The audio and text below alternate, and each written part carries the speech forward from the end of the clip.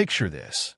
I inherited 47 acres of prime Montana land from my grandfather, complete with mineral rights and a century-old access road. The smell of pine sap still clung to the survey stakes when I discovered that HOA President Brenda had built an entire subdivision, 36 luxury homes, right on my property, claiming she bought it from some county tax sale.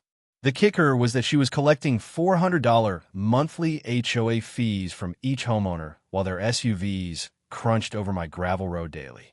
When I showed her the deed, she smirked, looked me up and down like I crawled out from under a rock, and said, "Listen, hun, maybe you should get a real lawyer instead of whatever public defender you found on Craigslist." The sound of her acrylic nails tapping dismissively still echoes in my ears. My name's Jake Mitchell, and before this nightmare started, I was just a 34-year-old electrician living paycheck to paycheck in Billings. Then Grandpa Henry passed, leaving me his 47 acres spread outside Whitefish, complete with timber rights, mineral rights, and a crystal-clear mountain stream that sounded like nature's own white noise machine. The land had been in our family since 1923. Grandpa always said, "Jake, this dirt's worth more than gold, but only if you're smart enough to hold on to it." I planned to build a modest cabin, maybe start that electrical contracting business I'd been dreaming about. The morning air up there smelled like freedom, pine needles mixed with that crisp Montana cold that burns your lungs in the best way. But here's where things got interesting. The property came with one peculiar feature: a private gravel road that dead-ended at the county highway. Grandpa had maintained it for decades, and legally it was mine. Think of it as a 200-yard driveway wide enough for 2 trucks. Enter Brenda Kowalski. She wasn't just any HOA president. She was the kind who'd measure your grass with a ruler and fine you for having the wrong shade of mailbox. Picture a woman who wore pearls to the grocery store and drove a white Escalade with personalized plates reading Hopers. Her voice had that particular pitch that could crack glass. 3 months after Grandpa's funeral, I decided to visit the property for the first time as the official owner. That's when I discovered Brenda's little empire. Whitefish Meadows, a gated community of 36 identical beige houses, each worth about $400,000. The development sprawled across what I knew was my land, complete with street signs, sidewalks, and a fancy stone entrance featuring bronze lettering. Every single resident was using my private road as their primary access route. I counted 72 vehicles that morning, tires grinding over the gravel Grandpa had laid down with his own hands. The sound was like fingernails on a chalkboard. When I knocked on Brenda's door, a massive colonial with columns that belonged in Georgia, not Montana, she opened it wearing a bathrobe that probably cost more than my truck. "Can I help you?" she asked, eyeing my work boots like I'd tracked in something unpleasant. I introduced myself, explained the situation politely, and showed her Grandpa's deed. Her reaction was a laugh that sounded like a hyena discovering fresh roadkill. "Oh, honey," she said, "I bought this land fair and square at a county tax sale 3 years ago. Your grandfather obviously didn't pay his taxes." The problem: I had proof Grandpa's taxes were current through 2023. Every receipt, every canceled check, organized in a manila folder with his meticulous handwriting. "Listen, hun," Brenda continued, "maybe you should get a real lawyer instead of whatever public defender you found on Craigslist. This development is perfectly legal, and we've got homeowners paying $400 monthly HOA fees for the privilege of living here. You think we're just going to pack up and leave because some electrician shows up with old paperwork?" That's when she dropped the real bombshell. "Besides, even if you somehow prove you own the land, which you won't, we've got squatters' rights. Look it up, cowboy." The meeting ended with her slamming the door so hard that her decorative wreath fell to the porch. I stood there listening to the distant hum of central air units and automatic sprinkler systems, all powered by electricity running through lines I'd helped install for the county. Walking back to my beat-up Ford, I noticed something Brenda had overlooked in her arrogance. Every single home in Whitefish Meadows depended on that private road for access. There was literally no other way in or out of her little kingdom. That's when the gears started turning. 2 days later, I hired Cassandra Webb, a property attorney who specialized in land disputes. Her office smelled like leather-bound law books and strong coffee. The kind of place that screamed, "I win" cases. Within 48 hours, she'd confirmed what I already knew. The land was legally mine, and Brenda's tax sale was complete fiction. "Here's the fascinating part," Cassandra explained, spreading county documents across her mahogany desk. "There was never a tax sale. Your grandfather's payments are all documented. Miss Kowalski somehow convinced a corrupt county clerk to forge sale documents. This isn't just trespassing, it's criminal fraud." Armed with this ammunition, I marched back to Brenda's McMansion. This time, she answered the door fully dressed in what looked like a country club uniform. White capri pants, pink polo shirt, and enough jewelry to fund a small country's defense budget. "Oh, it's you again," she sighed, checking her manicured nails. "I thought I made myself clear." I handed her a certified letter from Cassandra outlining our legal position. Brenda didn't even open it. Instead, she tore it in half, let the pieces flutter to her welcome mat, and said, "You know what? Since you want to play games, let's play games." That afternoon, every homeowner in Whitefish Meadows received an emergency HOA notice claiming I was a disgruntled squatter attempting to terrorize the community with frivolous lawsuits. The notice warned residents to call police immediately if they saw me on HOA property. But Brenda's first real mistake was what she did next. She installed a security gate at the entrance to my private road, not at her development entrance, but the county highway junction where my property began. A big black iron monstrosity with spikes on top and a keypad entry system. The metallic clang when it closed sounded like a prison door slamming shut. Here's what Brenda didn't realize. By gating my road, she just admitted it wasn't public access. You can't gate public property, but private property. That's a different story entirely. I called Cassandra immediately. Through her laughter, she managed to say, "Jake, she just handed us our smoking gun. Installing a gate on someone else's private road is criminal trespassing with property damage. We can now demand immediate removal and charge her for every day it remains." The next morning, I drove to the gate with my digital camera, capturing serial numbers, installation company logos, even the concrete footings they'd poured without permits. The morning frost made each photo crystal clear. While I was taking pictures, a young mother pushing a stroller approached from inside the development.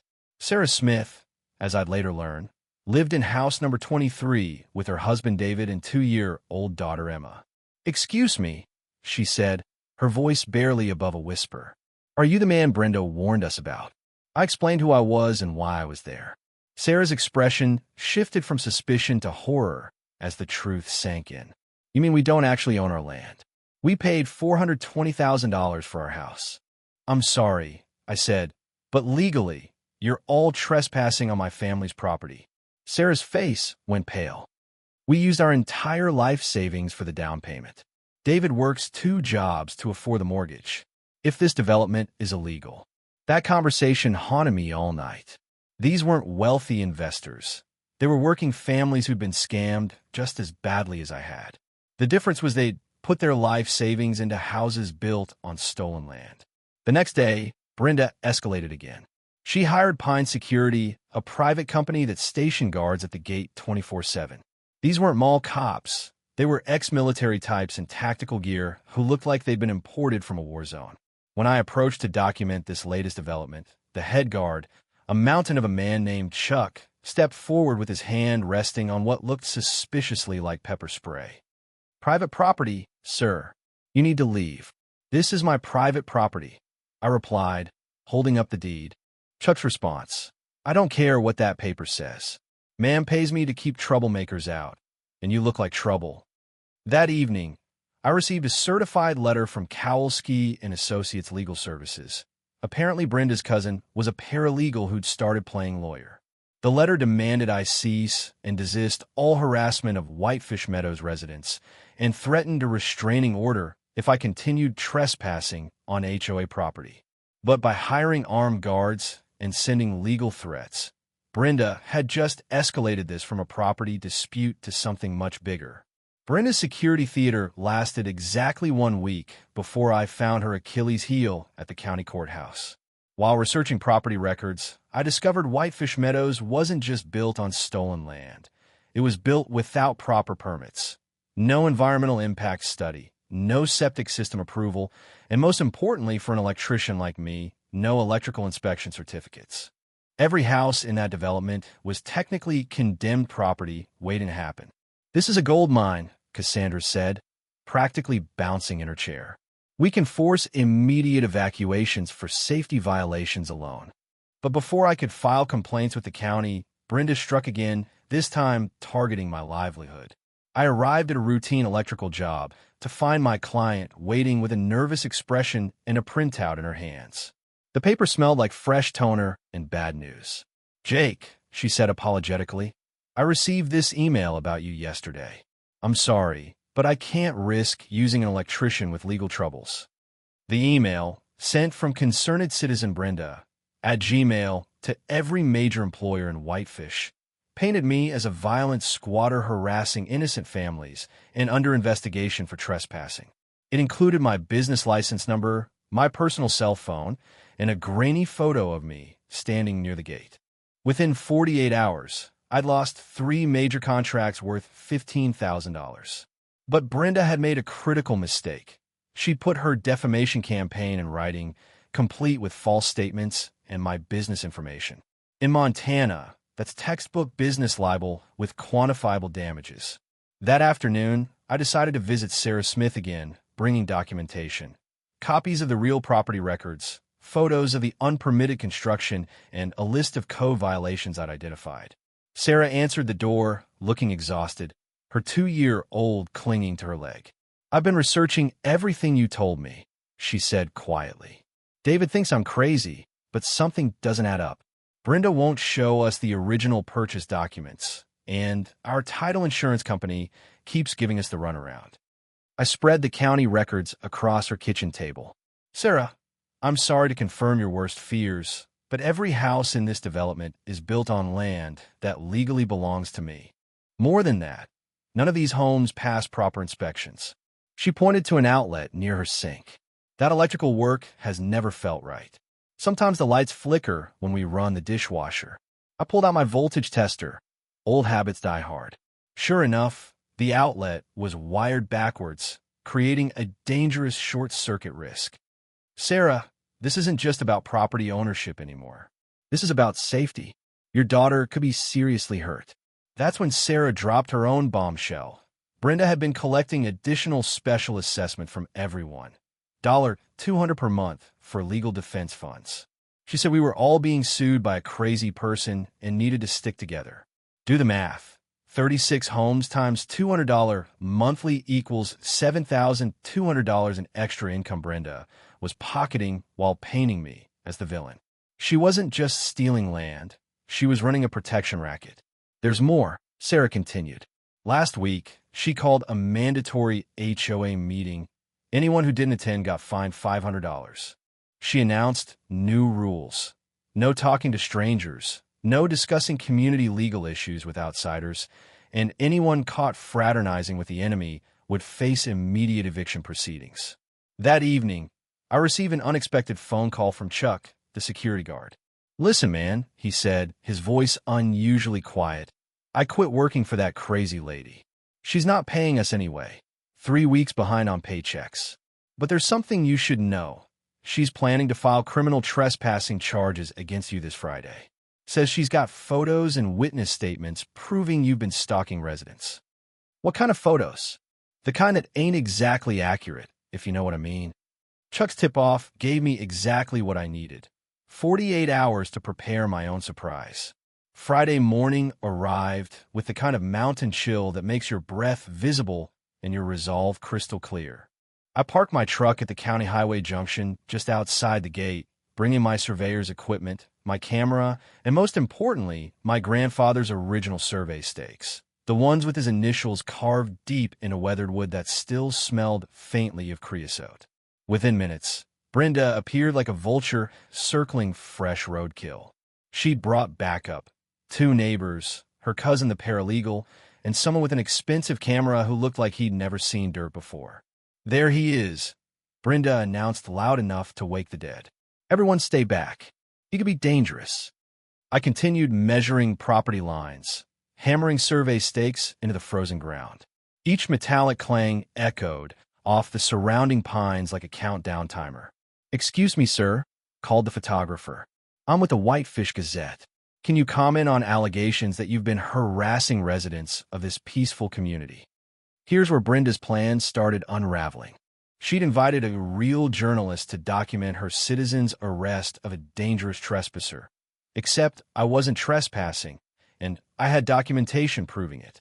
I handed the reporter copies of my property deed, the fraudulent tax sale documents, and photographs of unpermitted construction. "I'm Jake Mitchell, legal owner of this land.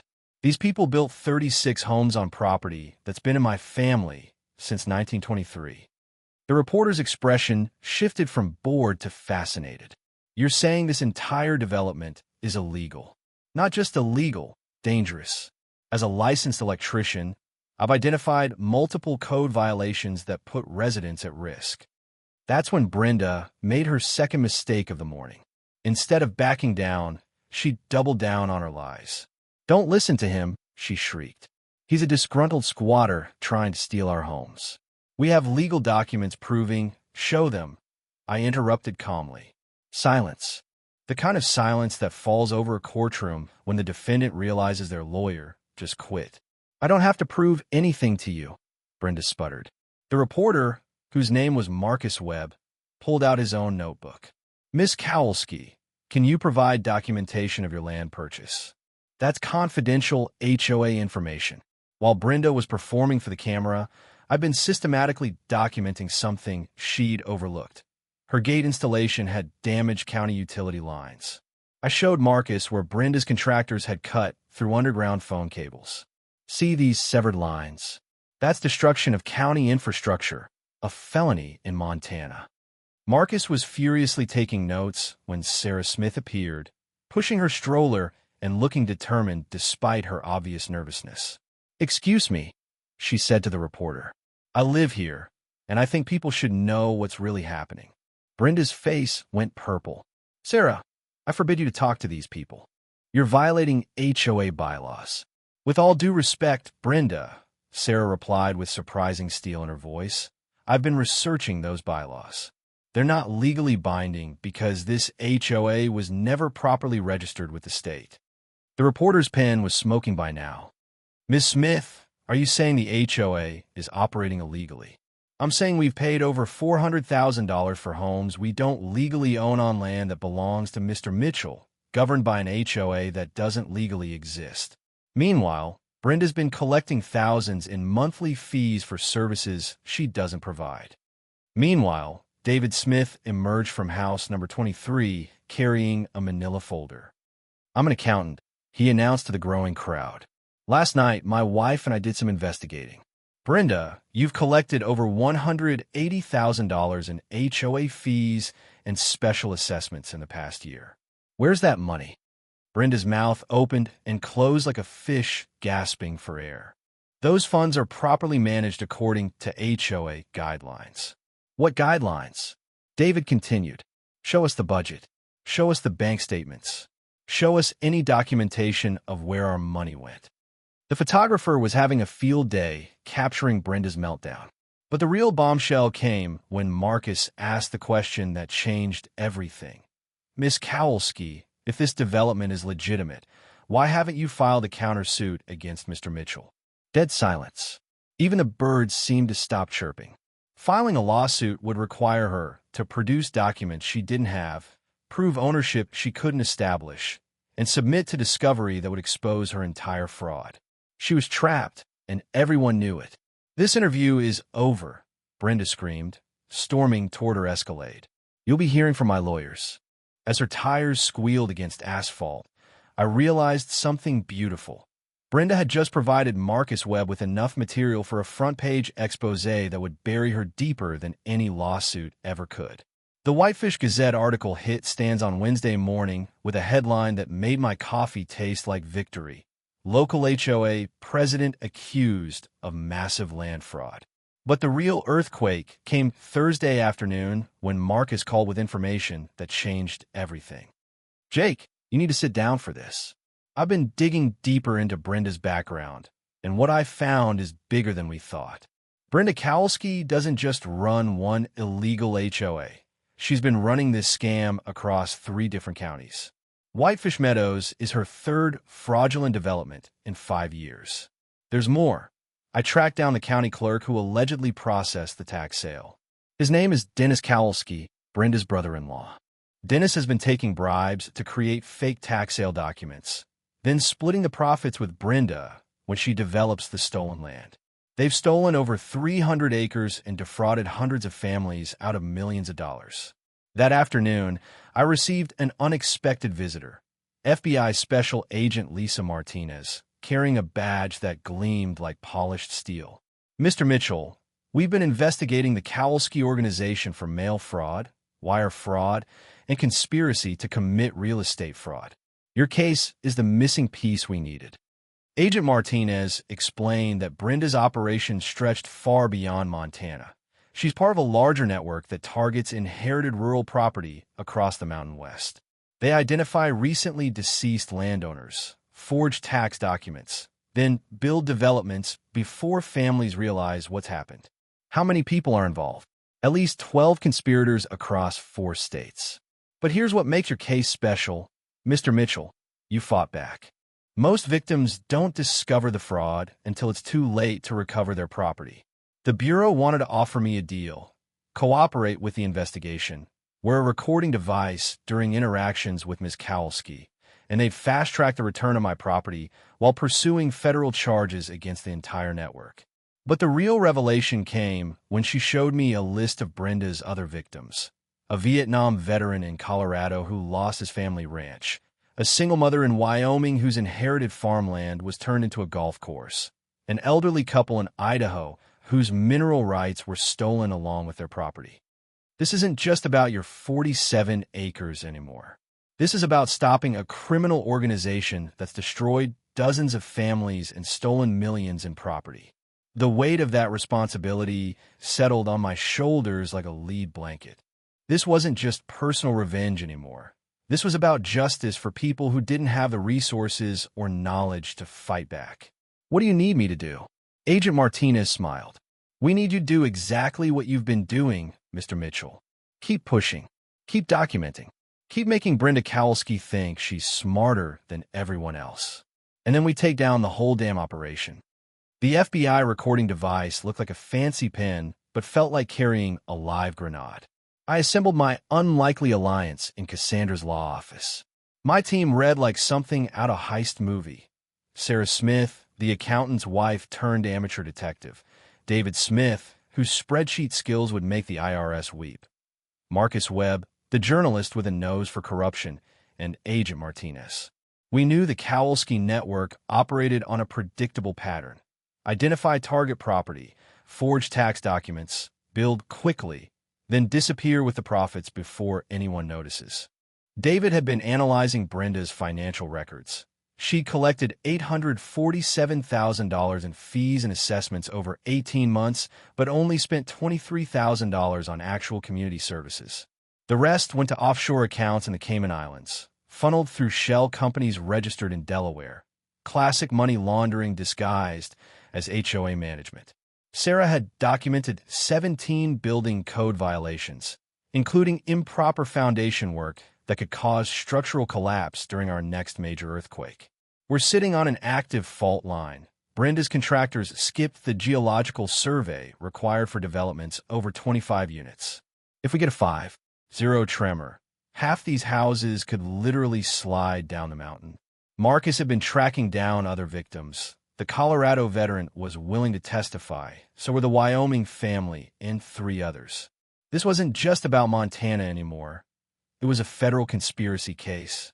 The plan, while I played the defeated victim wearing the wire, Sarah would continue photographing financial documents during HOA meetings. David would trace more money transfers. Marcus would interview additional victims, and Agent Martinez would coordinate with prosecutors in 4 states to build an airtight federal case. But here's the beautiful part. Brenda thinks she's got me cornered, which means she'll get cocky. Cocky criminals make mistakes. She'd never actually seen the complete property boundaries. She thinks she stole 47 acres, but Grandpa's land extends another 15 acres past the development, including the hillside where she built her own house. According to the 1923 survey, her McMansion sits dead center on mineral rights worth about $2.3 million in today's market. Brenda's been illegally extracting and selling gravel from my land to pave county roads. That's theft of natural resources, which carries automatic treble damages under Montana law. The wire felt like a metallic spider crawling under my shirt as I approached Brenda's house Monday morning, playing the role of a broken man ready to surrender. I practiced my defeated posture, shoulders slumped, voice cracking slightly. Agent Martinez had coached me on key phrases. I can't afford to keep fighting. Maybe we can work something out. And the golden ticket. I just need to know how you pulled this off so perfectly. Brenda answered the door wearing a silk robe, her smile sharp enough to cut glass. Well, look what the cat dragged in. Ready to admit defeat, cowboy. Mrs. Kowalski, I said, letting my voice tremble just slightly. I think we need to talk. She invited me into her living room, a monument to nouveau riche excess featuring gold-plated everything. I'll be honest with you, I continued, settling into a chair. I'm broke. Lost 3 major contracts because of this legal mess. My attorney says I'm looking at years of litigation I can't afford. Brenda's eyes lit up like a predator sensing weakness. I try to warn you, honey. David and Goliath stories only work in the Bible. That's just it. I'm not David anymore. I'm just tired. Maybe there's a way we can work something out. What kind of arrangement did you have in mind? I need to understand how you did it. The tax sale, the development permits, all of it. If I'm going to walk away from my family's land, I need to know how completely I got outplayed. Brenda practically purred with satisfaction. Oh, Jake, it was almost too easy. She poured herself coffee. See, most people don't understand how the system really works. County clerks are just civil servants making $35,000 a year. Show them the right incentive, and suddenly paperwork can be flexible. She laughed. My brother-in-law, Dennis, has been managing tax sales for 15 years. He knows which properties have elderly owners, which families are too poor to fight back, which parcels are worth developing. The recording device captured every word as Brenda detailed her criminal enterprise with pride. We target inherited land because families are usually scattered, grieving, and clueless about property law. Dennis creates fake tax delinquency records, then processes a sale to one of our shell companies.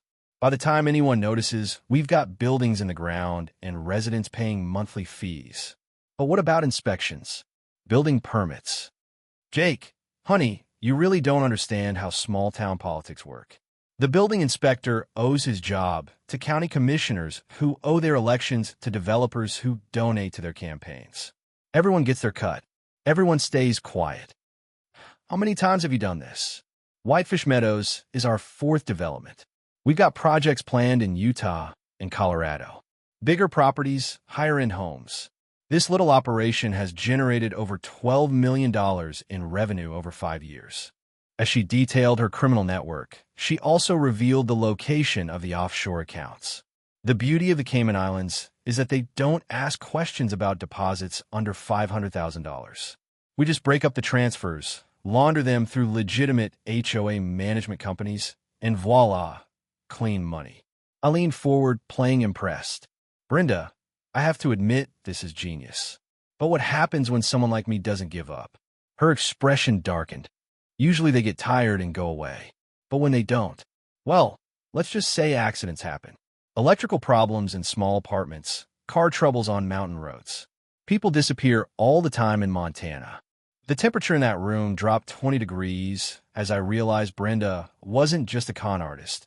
She was describing murder as casually as discussing the weather. Is that a threat, Mrs. Kowalski? That's just reality, cowboy. Sometimes people need to learn when to quit while they're still breathing. That afternoon, Agent Martinez played back Brenda's recorded threats. You just captured a confession to conspiracy, money laundering, bribery of public officials, and criminal threats. But more importantly, you may have recorded evidence of previous murders. We're reopening 3 accidental deaths in counties where the Kowalski network operated. But before I could fully process that nightmare, my phone rang with news that made everything infinitely worse. Sarah's voice was barely a whisper, tight with terror. "Jake, they took David." "What do you mean, took him?" "2 men came to our house this morning. They said David was being arrested for financial crimes related to his investigation of HOA funds." "But Jake, they weren't real police.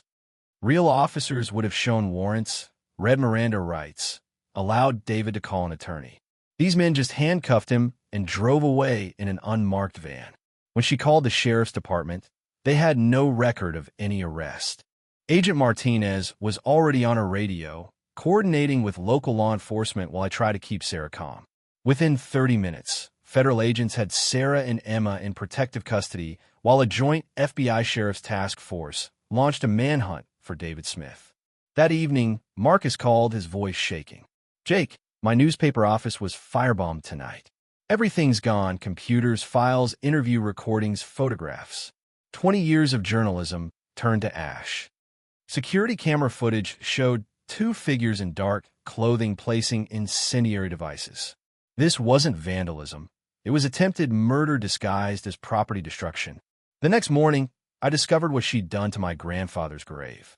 Someone had dug it up. The headstone lay shattered, the mahogany casket exposed in the Montana morning sun. Scattered around the desecrated plot were copies of property deeds, survey maps, and a handwritten note in Brenda's distinctive handwriting. "Even the dead can't help you now." This wasn't just criminal anymore. This was personal on a level that bypassed rational thought. I called Agent Martinez with hands that shook.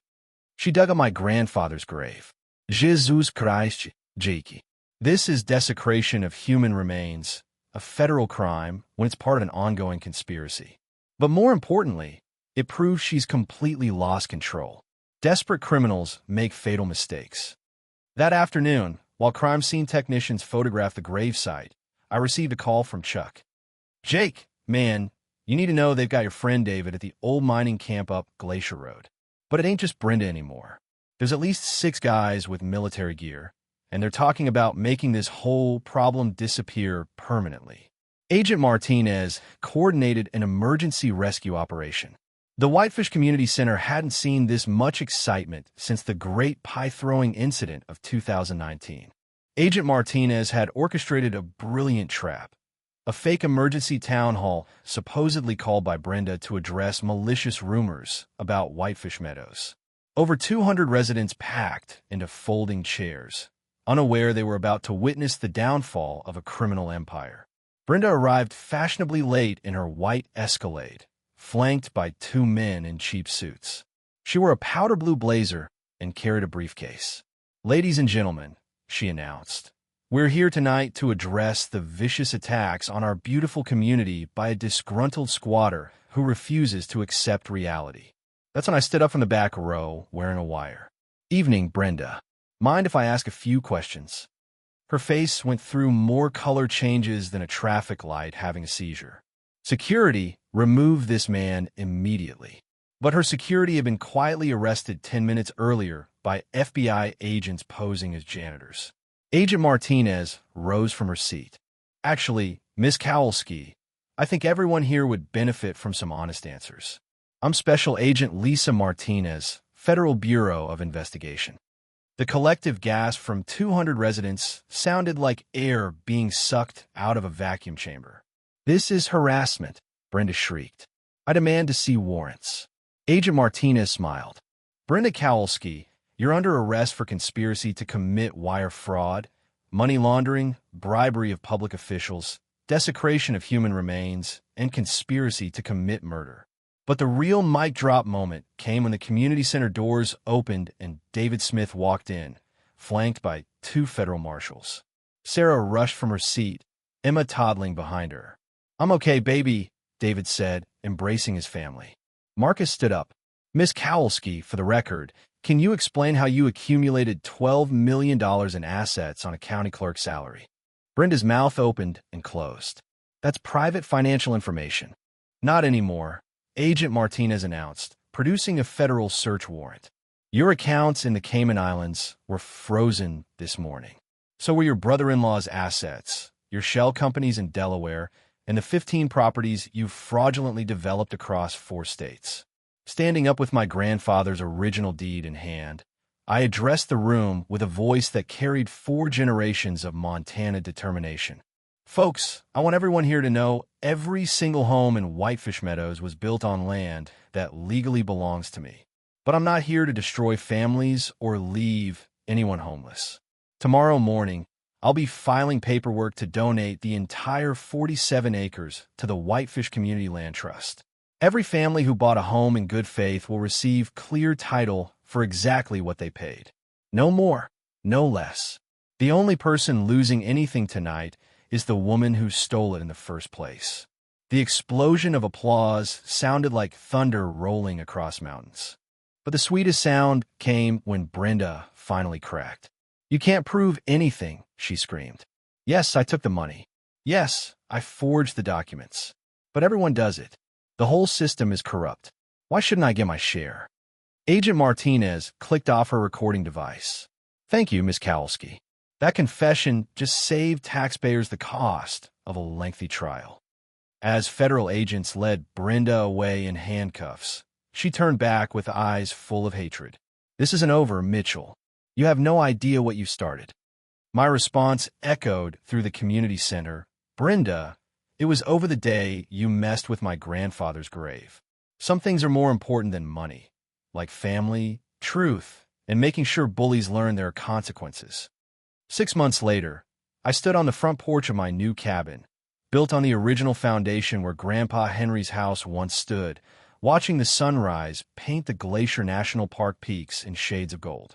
The smell of fresh-cut pine, mixed with morning coffee, created the kind of peace that only comes after a storm has finally passed. The Whitefish Meadows Community Land Trust had become a model for affordable housing across Montana. Every family kept their homes at cost, with monthly payments going toward community improvements instead of some criminal's offshore account. Sarah Smith had been elected the first president of the Legitimate Homeowners Association, and David's accounting skills ensured every penny was tracked with military precision. Brenda Kowalski received 25 years in federal prison for conspiracy, fraud, and racketeering. Her brother-in-law Dennis got 20 years for corruption and falsifying government documents. The network's other members were scattered across federal facilities from Colorado to Washington. Their criminal empire dismantled piece by piece. The FBI recovered over $18 million in stolen assets, distributed to victims across 4 states. The Vietnam veteran in Colorado got his ranch back along with compensation. The Wyoming family received triple damages for their stolen farmland. The Idaho couple's mineral rights were restored with interest. Agent Martinez received a commendation for breaking up what prosecutors called the largest rural land fraud conspiracy in Western United States history. Marcus Webb's newspaper rebuilt and won a Pulitzer nomination for investigative journalism. His series, The Land Thieves, became required reading in journalism schools. Chuck, the former security guard, testified against Brenda in exchange for immunity and now works as head of security for the Community Land Trust, protecting families instead of threatening them. As for my electrical business, word of mouth from the Whitefish Meadows story brought more contracts than I could handle. The Land Trust established the Henry Mitchell Memorial Scholarship for rural students pursuing trades education. Every year, 10 young people receive full funding for electrical, plumbing, or carpentry training. Sarah started a consulting business helping other communities identify and report HOA fraud. Her motto: "If the books don't balance, neither does the leadership." She's already helped expose 3 other criminal networks. The old mining camp where David was held became a wilderness education center for at-risk youth. Grandpa Henry was properly reburied in a new cemetery overlooking the community that now thrived on his land. The headstone reads, "Henry Mitchell." He believed land should serve families, not criminals. Every summer, the Community Land Trust hosts the Henry Mitchell Festival, 3 days of music, food, and celebration. Local artisans sell handmade goods, families share stories around campfires, and kids learn traditional Montana skills like fly fishing and wilderness navigation. The festival generates enough revenue to maintain the scholarship fund and support other community projects. Standing here now, watching my neighbors tend gardens and children play in yards that were once built on lies, I understand what Grandpa meant about land being worth more than gold.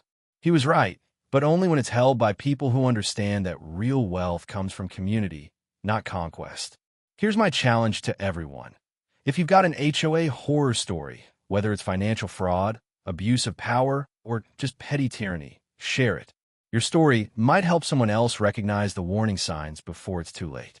Sometimes the best revenge is simply making sure the truth gets heard.